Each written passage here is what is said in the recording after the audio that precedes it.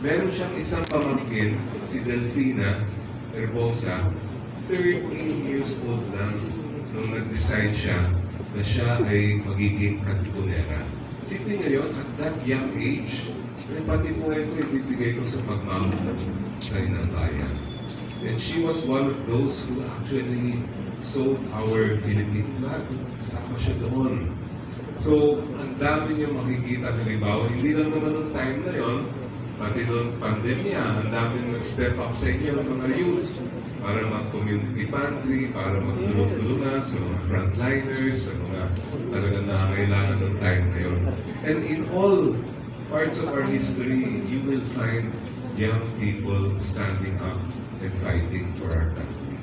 So never think na wala kayong power. It all starts inside you. Yes.